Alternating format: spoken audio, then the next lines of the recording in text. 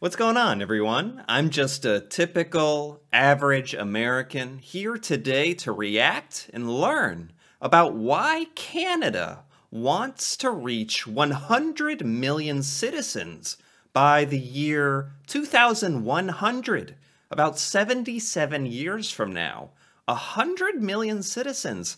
This is something I really had never heard about. I don't know if this is some kind of Canadian initiative, if this is some kind of government policy or just a discussion Canada is having.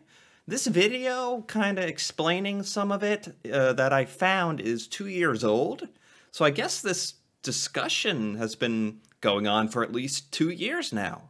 I've just never heard about it. I don't know many Americans who have heard about this. Canada, last I checked or heard, was at 38 million people in Canada. 100 million Canadians. That's not a small change. That's, not quite 3 times more the population, but that's a lot. Like almost 3 times more than the current population of Canada. That's significant. I know Canada as a country has a pretty low population density with I guess a large majority of the population located to the south towards the border. I understand some of that about the population distribution, but I didn't realize that this was even a conversation or a thought. So I thought it would be really good for me to learn more about this. Why Canada wants to reach 100 million citizens by 2100.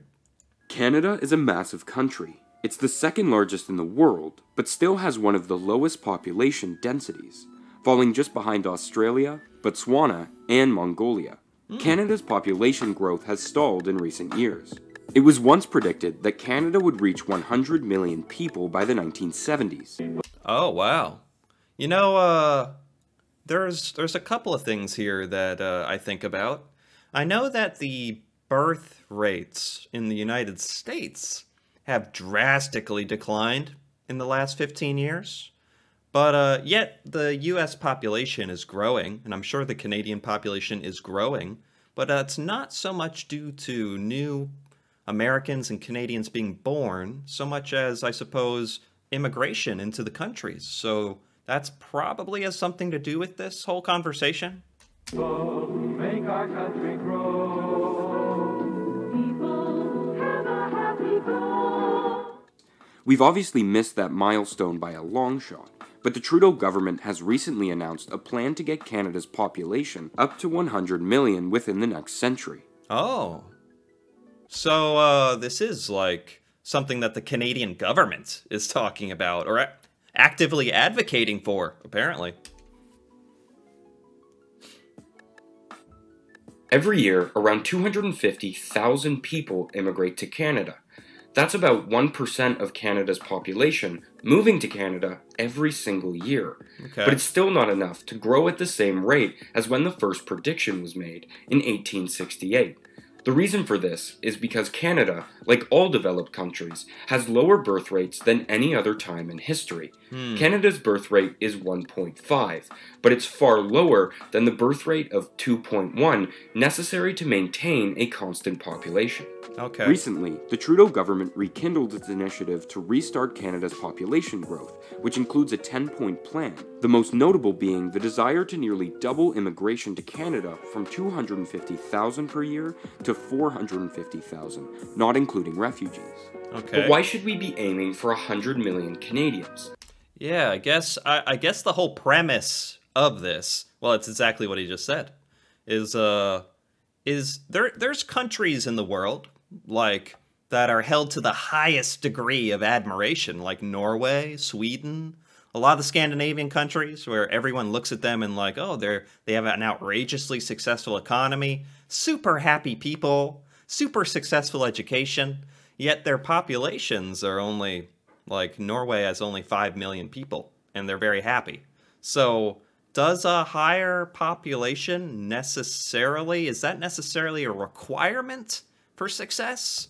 I don't know. Like, I certainly don't know. But these are questions that are certainly worth asking and thinking about when you're saying you want to triple your population. The theory behind it is relatively simple. First of all, it's believed that having a higher population would lead to greater prosperity for all Canadians. The conventional theory behind this is if you have a higher number of people working at a constant level of productivity, the country's GDP output will be higher as well. Okay. Okay, so literally more Canadians will equal bigger economy, more workers, like just putting it very simply. This oversimplified theory, Canadian GDP with 100 million people would reach $4.7 trillion, which by today's standards would make it the fourth largest economy in the world.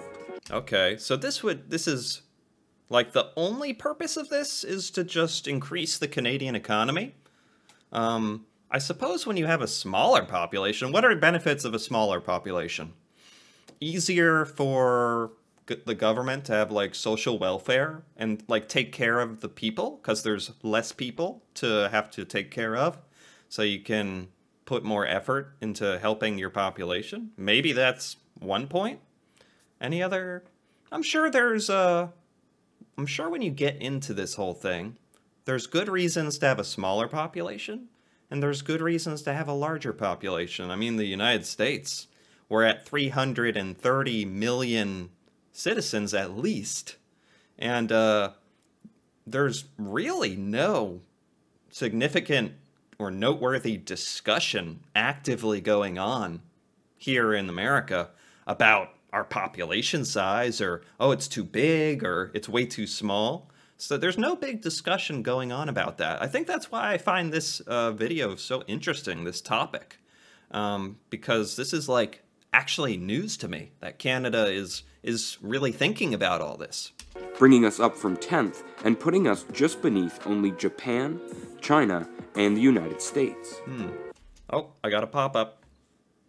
Get out of here, you pop-up. Okay. Higher GDP would mean more tax revenue at the same tax rate and maintain Canada's status and negotiating power on the world stage, as smaller countries begin to grow at breakneck speeds. But there's a second reason. Canada's population is aging rapidly.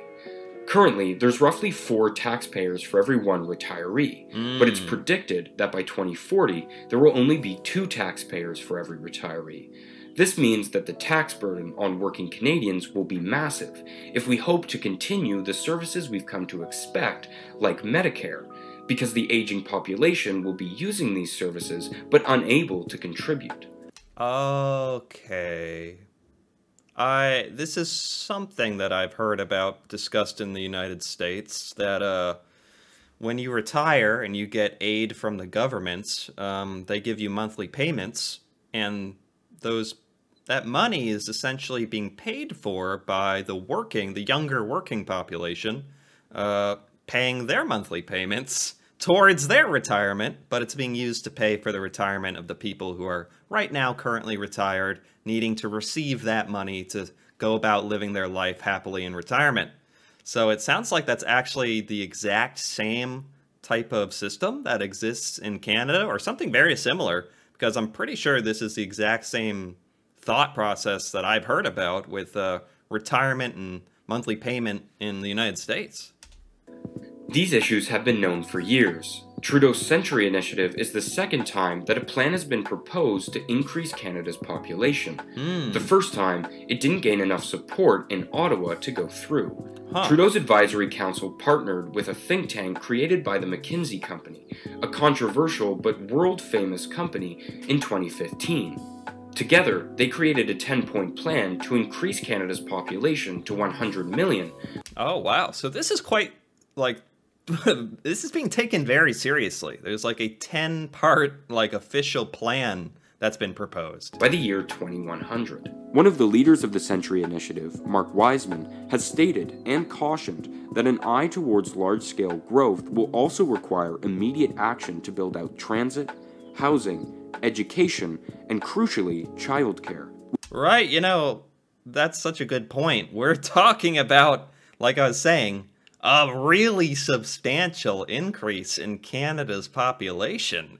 This is a huge jump to 100 million citizens. Which would allow a greater number of women to contribute to the workforce. However, although Canada has a massive amount of land, the vast majority of its citizens live only a few hours' drive from the US border. Right. The inconvenience and cost of living in Canada's northern area makes it unlikely that new Canadians would settle very far from city centres. Right. Canada's cities and suburbs are facing a housing crisis. Toronto, Montreal, Quebec, Calgary, and worst of all, Vancouver have seen extreme spikes in the cost of housing in recent years. Okay. I mean, so Canada has a lot of territory, a lot of land, but it's not true that necessarily everybody wants to go move north into northern territories and out in the middle of nowhere and plop down, and they want to live near like these relevant big hubs, big cities, and okay, that makes sense. Making it next to impossible for residents to afford a home. As critics of the Century Initiative have outlined, this massive spike in population could greatly exacerbate an issue that's already out of control. There's another issue as well. Quebec has a unique constitutional assurance that their population must grow in proportion to the rest of Canada's, along with veto over that demographic change. Additionally, an influx of English speakers, or more importantly, non-French speakers, is unlikely to gain much praise within Quebec. Commentators have said that this could even spark a resurgence of the Quebec separatist movement. Even if we Oh wow, this is diving deep. Like this is getting into actual like Canadian like politics and Canadian policies in Quebec, and they're concerned like, okay, so we're going to increase our population, but we want to maintain like the Quebec like culture, and what will this influx of people mean for that and us? And wow, yeah, I can see why this is like not trivial, this whole thing. Like there's a lot of things you got to think about. don't reach 100 million people by the next century, this idea highlights many important issues that will need to be addressed one way or another. If this plan doesn't turn out to be the panacea that the Trudeau government hopes it could be, it may cause more problems than it solves. Whoa. What the heck? Suddenly we're watching what Nova Scotia looks like in the winter. Okay. Okay. No. I think the video. Okay, the video ended and it like jumped. Like jumped to the next thing. Okay. This is fascinating. This is really interesting. You know what else I wanted to do? I want to take this, Canada to reach 100 million citizens, plug it into Google. The Century Initiative. Okay, so that's that initiative that was stated in the video. So this has a name, like this policy or movement is a Canadian. Oh, it's a Canadian charity that aims to increase Canada's population to 100 million. Oh, it's like an organization, the Century Initiative. Okay. Why does Canada want 100 million people? Oh, Google's going to tell us why Canada wants 100 million people. Okay. Reduce the burden on government revenues to fund healthcare, old age, security, and other services. Would also mean more skilled workers, more innovation, more dynamicism in the Canadian economy. Okay. Interesting. Fair points. Worth thinking about. Could Canada support a larger population? Yeah, that was part of the concern, right? Most of Canada is not suitable for supporting a large population, mainly because of a difficult climate, right? The more north you get. The Century Initiative, it has a website. We need a bigger, stronger Canada. Oh, wow. Look at this. This is like a thing. I'm sure Canadians are well aware of all this, but believe it, I will speak for average Americans on this one. This is not something that average Americans are aware of, is something being talked about in Canada. Pretty interesting. Look at this website. Canada is at a crossroads. We are shrinking in the world. And economic power. Ooh. Yes. I mean, I don't blame Canada for thinking about this kind of stuff. It's actually probably a good thing to consider all these types of things. I just don't claim to know the answers. Population is aging, workforce is shrinking. Immigration. Yep. Just taking a look through the website. Oh, look, the population of Canada. Like the current population, 39 million. Oh, look, the population change since midnight. 585. There were 585 Canadians created today. That's beautiful. Wonderful. Congrats. Why 100 million? The world is changing at a rapid pace. Canada is falling behind. Our population is aging. We have fewer children. Our workforce is shrinking. If we stay the course, Canada's annual GDP growth will decline, along with our influence on the world stage. Man, this makes this sound like serious. I mean, it is serious. Growing our population to 100 million by 2100 would reduce the burden on government revenues. Okay, we kind of read this already. Okay, jeez. Interesting.